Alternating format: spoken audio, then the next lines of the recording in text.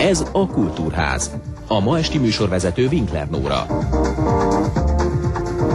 30 év showbiznisz tapasztalatát hozta haza Los Angelesből fényképészként első hazai portré kiállítását, és ezekből a képekből válogatta Szipál Péter fotóművész.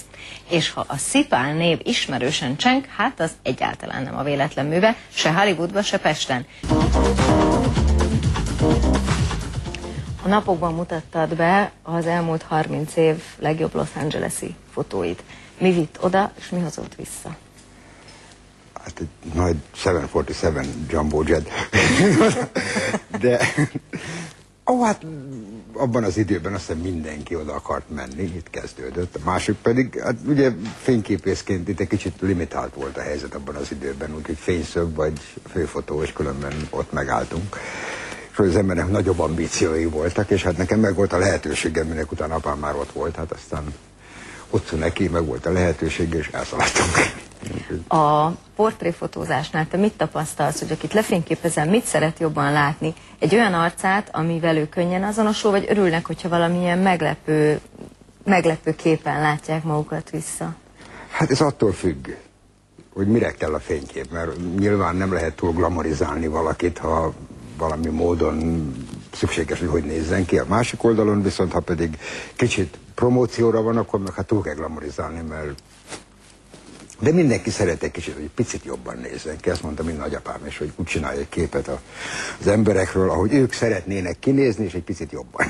Egyébként neked egyáltalán volt lett volna választásod, hogy ne fotósként vidd tovább a családi hagyományokat? Ó, Isten ments, hát mi úgy nőttünk föl gyerekkorunkban, hogy jaj, de aranyos gyerek, te is fényképész leszel? Nem. Én történelemtanár akartam lenni, csak abban az időben nehéz volt egyetemre jutni, úgyhogy... De aztán beleestem, mint Pilátus a krédóba, és elkezdtem fényképezni, és rájöttem, hogy jobban szeretem, mint a történelmet, úgyhogy azt olvasom otthon hobbiként.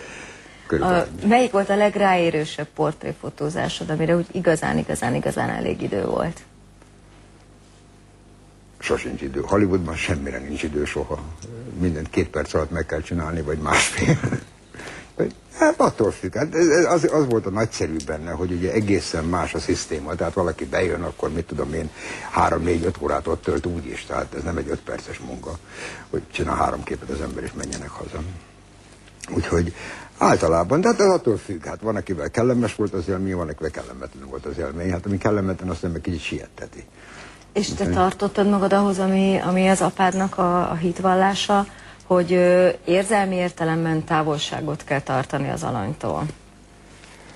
Hát ez egy veszélyes válasz erre. Egyik oldalon, az tényleg egy törvény, az ember, mit tudom én, elutazik Ausztráliába, vagy Majorkára 10 gyönyörű szép lánnyal, akkor ugye, hát nyilván megvan a kísértés, ez természetes. De Isten nagy, hogy hozzányúljunk a modellekhez, mert ebből szappanopera lesz előbb vagy utóbb. Ilyen szempontból nem.